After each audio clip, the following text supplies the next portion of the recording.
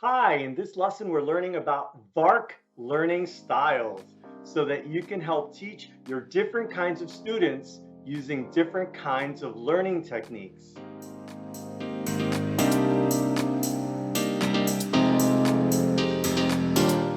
Hi, I'm Angel from Art Course Experts, and we help creative online course teachers with their tech. In this lesson, we're going to go over VARK learning styles. By learning how to teach with different learning styles, you can help teach to the many different kinds of students that you might have. And they might have different challenges. For example, some of your content they might not be able to appreciate, or it doesn't work for their brain or their style because they're a certain kind of learner. So with VARK learning styles, we're going to learn some techniques that will help you become a better online course teacher. To get started, let's go over this VARK thing. So Neil Fleming came up with the VARK model so that he can help teachers by identifying 4 different ways, and each of those ways is called a modality, that students prefer to learn. 4 different categories of ways that students learn. So that's what we're going to go into today. And the 4 categories are based on VARK: V for visual, A for oral, R for reading and writing, and K for kinesthetic. And let's get into those. The first category is visual. These are students who love to see and watch and learn using their eyes. They're going to look at something. That's how they prefer to learn.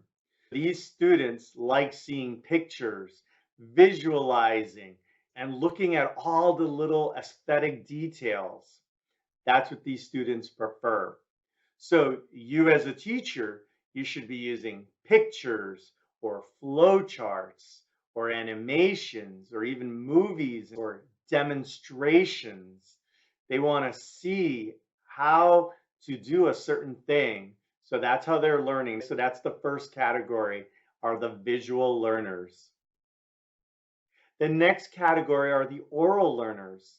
These students really learn by listening, by hearing the teacher. They want to listen to the teacher summarize and explain and talk through all the different examples.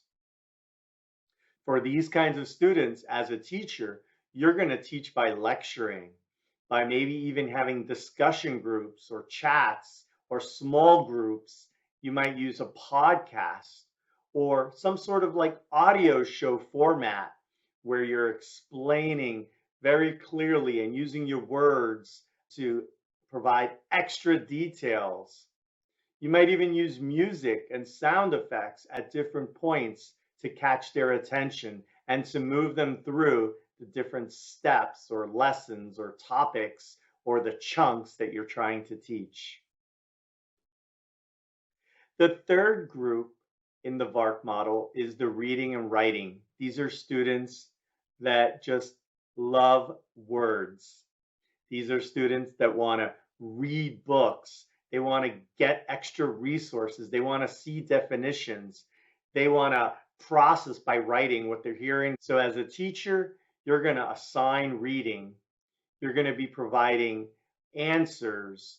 You're going to be letting the students write out answers. You're going to provide them questions. You're going to let the students write out, mark up, use notes, and highlight. So they're going to be reading assignments, they're going to be processing, then they're going to write it in their own words, summarizing each of the chunks. They might be creating lists or little blocks or collections of words.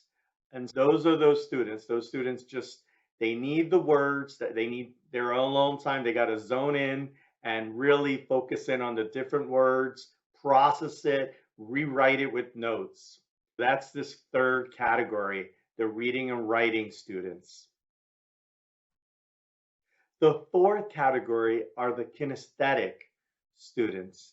These students learn by doing. So these students like activities. They want to perform tasks.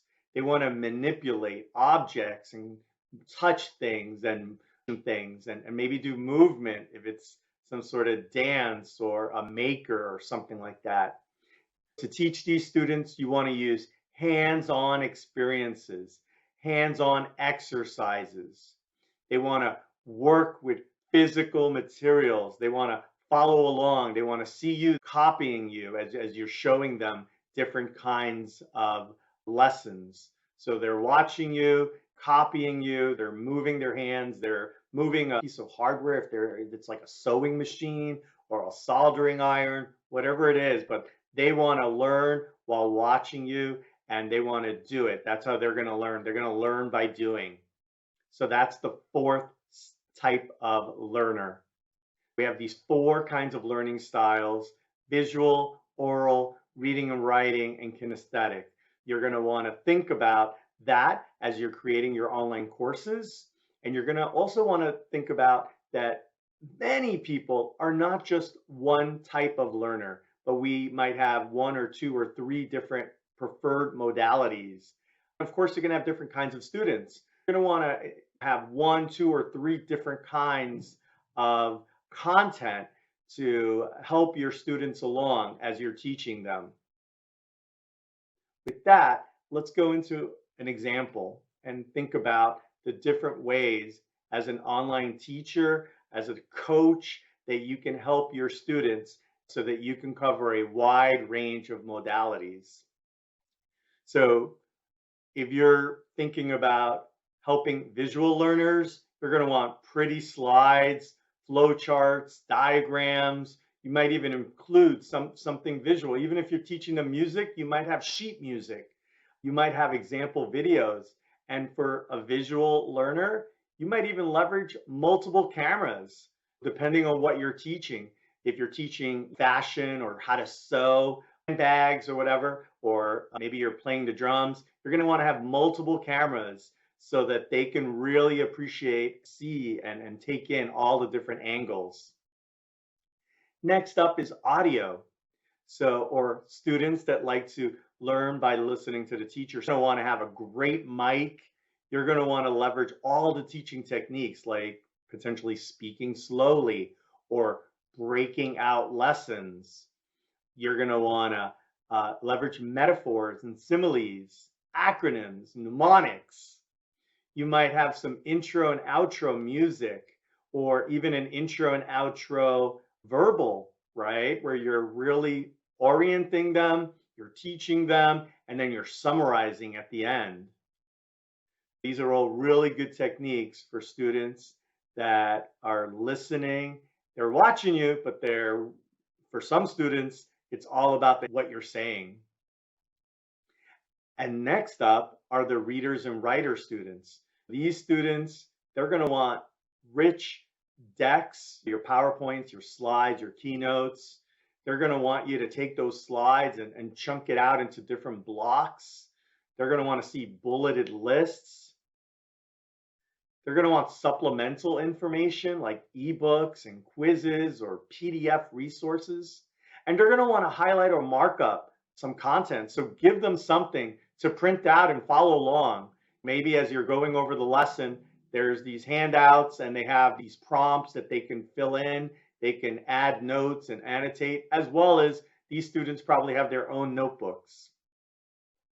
That's how you're going to really support the students who prefer to learn through reading and writing. Finally, you have the kinesthetic learners. You're going to be able to make demonstration videos, not just teaching them, but you're going to show them how you're doing stuff. You're going to actually use equipment, props, samples. You're going to give them an assignment to make something and even do a show and tell with their fellow students, or to submit it to you. So you, as the master teacher, course coach, you can review them depending on their phase and give them feedback. And you might even want to use an external environment or a different set or different shots. Like maybe your camera is not zoomed on you, but zoomed on your hands as you're teaching them these different things.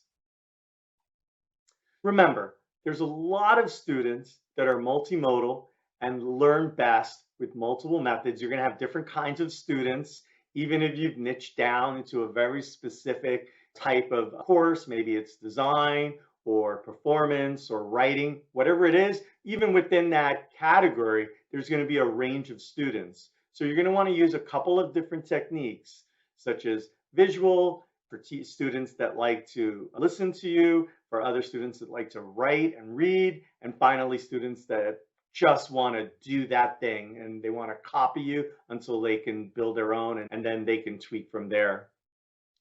So now you're a lot smarter on VARK learning styles. If you want to level up, just go over your curriculum and think about how you're going to teach each one of your different modules.